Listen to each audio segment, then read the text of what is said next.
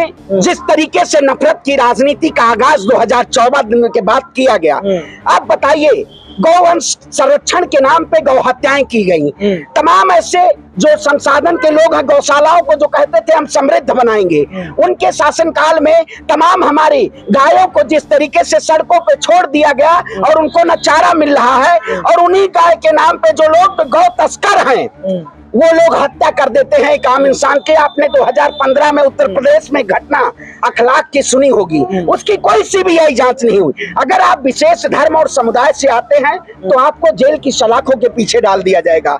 ये सरकार सिर्फ और सिर्फ नफरत की राजनीति करनी आई है। उस नफरत की राजनीति का खात्मा करने के लिए इस देश का एक नेता उस रास्ते पे चल चुका है जो मोहब्बत का पैगाम देने का काम किया है। और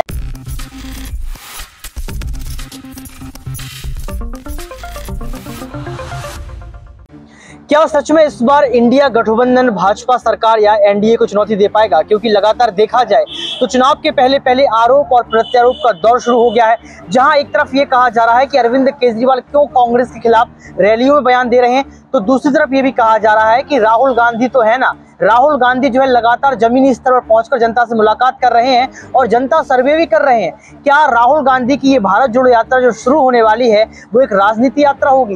तमाम छोटे छोटे मुद्दों पर बारीकी से जो है बातचीत करेंगे। अभी हम मौजूद हैं एआईसीसी दिल्ली में। सर, आपका बहुत बहुत स्वागत है। बहुत बहुत धन्यवाद। सर, लगातार चर्चा को वैसे आप भी रहते हैं और मीडिया में सुर्खियां बटोरते रहते हैं। सवाल आपसे ये रहेगा कि कैसे देखते हैं राहुल गांधी की भारत जोड़ो यात्रा 2.2 को? पहले तो बिल्कुल देखिए, भारत जोड़ो यात्रा जो पहली शुरुआत हुई थी कन्याकुमारी से कश्मीर तक, उस यात्रा में मैं भी बतौर भारत यात्री था। जो जन जन की आवाज है वाकई में वो एक ही नेता इस देश में उठाने का काम कर रहा है। भारतीय जनता पार्टी की ओछी राजनीति ने इस देश के लोकतंत्र में ऐसा हथौड़ा चलाने का काम किया है कि आज चाहे किसान की बात हो, चाहे नौजवान की बात हो, चाहे महिला सम्मान की बात हो, तमाम इन मुद्दों को दरकिनार करते हुए देश के प्रधानमंत्री ने इस देश में सिर्फ और सिर्फ प्रचार तंत्र के जरिए इस देश के लोकतंत्र पे कब्जा करने का काम किया है। बताइए, अगर भारतीय जनता पार्टी इतनी मजबूत होती तो क्या मध्य प्रदेश के चुनाव में तमाम उन केंद्रीय मंत्रियों को उतारने की जरूरत होती? यह देश की जनता पूछ रही है। आप बताइए, जो लोग कहते थे सिर्फ प्रधानमंत्री शेर है, मैंने शेर पाला है, मैं कहता हूँ आज जो 56 इंची का सीना कहाँ है देश के प्रधानमंत्री मोदी का? उज्जैन में उन्हीं के शासनकाल में एक बहन बेटी खून से लथपथ सड़क पे गली गली अपने कपड़े के लिए मांग रही थी, न्याय की आवाज की गुहार लगा रही थी। एक तरफ देश का राजा अपने भाषण में मस्त था। बेटी बचाओ बेटी पढ़ाओ कहते हैं ना सर, बेटियों को बचा रहे हैं। देखिए, ये सरकार बेटी बचाओ बेटी पढ़ाओ की सरकार नहीं है, ये सरकार झूठ और फरेबजीवी की सरकार है।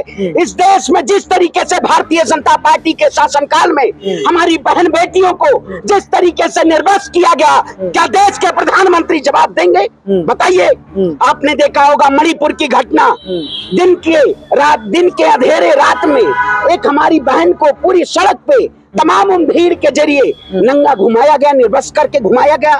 मोदी जी को कहीं ना कहीं ये डर है कि आने वाला जो 2024 का चुनाव है, एक संघर्ष का नेता जो तमाम उन कुली से, तमाम उन कारपेंटरों से, तमाम उन नौजवानों से मिलने का काम किया और उनकी आवाज उठाने का काम किया है। मैं आपसे पूछना चाहता हूँ, आप भी पत्रकार हैं, आज जिस तरीके से जनता त्राहिमाम कर रही है, क्या देश के प्रधानमंत्री उस पर चुप्पी तोड़ेंगे?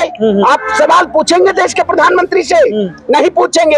एक बार आपने सुना होगा सुषमा स्वराज जी का एक बहुत बड़ी शायरी के जरिए उन्होंने सरकार पे तंज किया था, तू इधर उधर की न बात कर, ये बता काफिला लुटा क्यों? मुझे रहजनों से गिला नहीं, तेरी रहबरी का सवाल है, तेरी रहबरी का सवाल है। इस सरकार के शासनकाल में आज कहाँ है न्याय? योगी आदित्यनाथ हो या देश के प्रधानमंत्री हो, अरविंद केजरीवाल क्यों बयान दे रहे हैं आपकी पार्टी? मैं कहता हूँ क्षेत्रीय इंडिया अलायंस कांग्रेस पार्टी एक ऐसी पार्टी है जो सबको साथ और सभी की विचारधारा को एक साथ ले चलने का काम करती है। अब आपने देखा होगा जो नेता इस देश में सत्ता के लिए लड़ाई लड़ रहे हैं वो अपने अपने बयान देते हैं, उनकी अपनी व्यक्तिगत राय है, उनकी पार्टी है, वो अलायंस में 24 में चुनाव लड़ेंगे या नहीं लड़ेंगे, लेकिन हमेशा कांग्रेस पार्टी ने अपना दिल बड़ा करके सभी दलों को एक साथ लाके इस देश के लोकतंत्र को बचाने के लिए लड़ाई लड़ने का काम किया। ऐसी कांग्रेस पार्टी है। इस विधुड़ी के ऊपर आप क्या कहेंगे? जो संसद में भी एक बयान उन्होंने दिया था, उसको लेकर आपके क्या विचार रहेंगे? बिल्कुल, देखिए, देश के प्रधानमंत्री जो नए संसद भवन में नए भारत की परिकल्पना करते थे, जिन प्रधानमंत्री ने कहा था कि यह देश विकसित राष्ट्र की तरफ जा रहा है, उन्हीं प्रधानमंत्री के शासनकाल में देश के संसद में एक सांसद रो रहा था और उन्हीं के सांसद हर्षवर्धन और तमाम ऐसे सांसद तालियां बजा रहे थे। क्या वाकई में वो किसी एक समुदाय के सांसद थे? वो जनप्रतिनिधि है, जनता के द्वारा चुने हुए सांसद हैं, लेकिन भारतीय जनता पार्टी की ओछी राजनीति और ये गालीबाज उनके नेता ये सिर्फ और सिर्फ इस देश की जनता को ठगने का काम किए हैं। मैं कहता हूं तख्त भी बदल देंगे, ताज भी बदल देंगे, तानाशाही सरकार को 2024 में बदल देंगे। इस सरकार को बदलने का काम किया जाएगा। इस सरकार ने कोई काम नहीं किया है। इस सरकार ने किसानों को रौंदा है। इस सरकार ने देश की पहलवान बेटियों को सड़क पर रौंदने का काम किया है। ऐसी सरकार की कोई कार्यशैली नहीं है जो इस देश के जनता को न्याय दे पाए। ये सिर्फ और सिर्फ पूंजीपतियों की सरकार है। ऐलान कर दिया लाल किले से थर्ड जो है तीसरी अर्थव्यवस्था बना देंगे। फिर आप बताइए 5 ट्रिलियन इकोनॉमी कहाँ गई?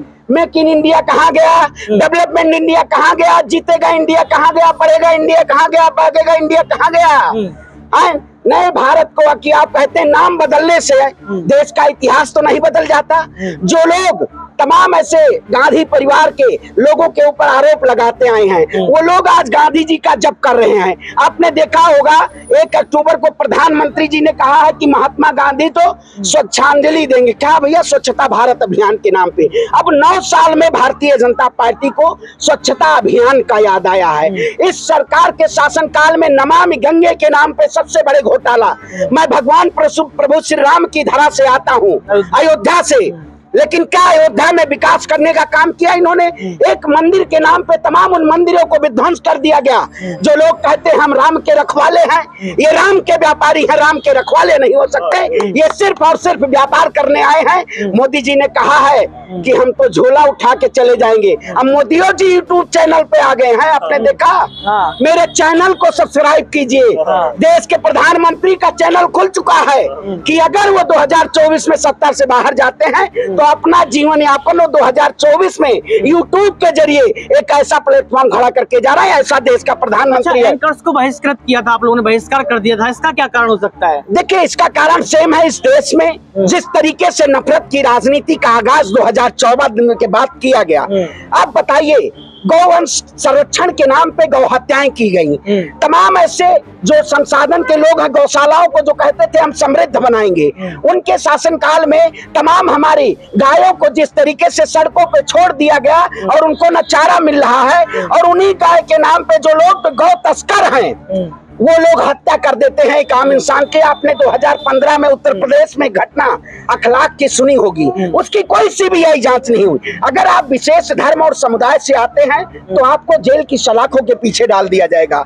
ये सरकार सिर्फ और सिर्फ नफरत की राजनीति करनी आई है। उस नफरत की राजनीति का खात्मा करने के लिए इस देश का एक नेता उस रास्ते पे चल चुका है जो मोहब्बत का पैगाम देने का काम किया है। और ये लोग तो तमाम आए दिन इस देश में हिंदू मुसलमान के नाम पे तमाम आए दिन ऐसे मुद्दों को भुनाने का काम करते हैं, लेकिन 24 में इनका ऐसा कोई कार्य नहीं है जो देश की जनता के सामने अब की बार वोट के लिए मजबूर कर दे। आप अयोध्या से आते हैं, ब्रजभूषण शरण सिंह भी आपके पास के ही है, क्या सोचते हैं? अभी उन्होंने रमेश बिधूड़ी का समर्थन कर दिया, पहले भी जो है समर्थन करते आए हैं। रमेश बिधूड़ी को राजस्थान का प्रभारी बना दिया गया, इसको आप कैसे देखते हैं? देखिए, ये बीजेपी पहले प्रोपेगेंडा बनाती है।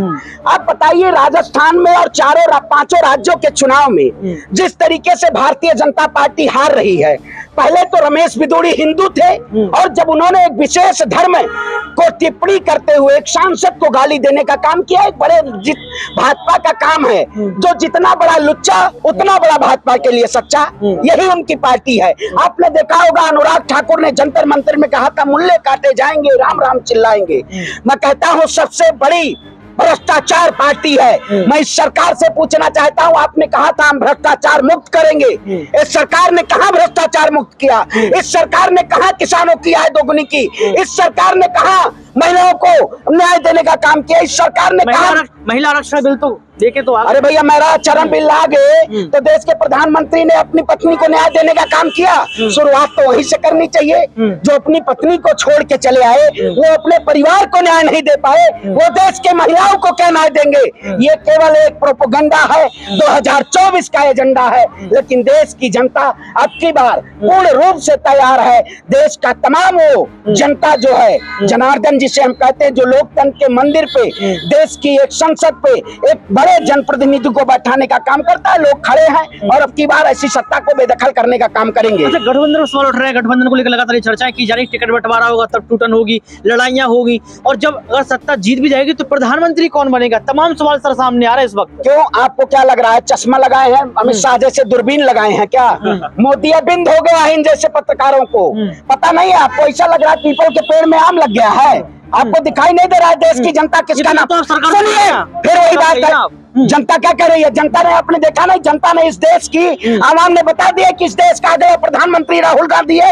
आपको पता नहीं चल रहा है? आप मतलब लग रहा है रात के अंधेरे में चलते हैं उल्लू। ये तो मोदी जी को बताइए ना। अरे मोदी जी को बता रहे भैया, देश का प्रधानमंत्री सुनने का काम करता है। देश के प्रधानमंत्री ने कभी प्रेस कॉन्फ्रेंस की है? देश के प्रधानमंत्री ने मणिपुर की महिलाओं को न्याय दिया? देश के प्रधानमंत्री ने क्या महिला पहलवानों के न्याय दिया? नहीं दिया। ये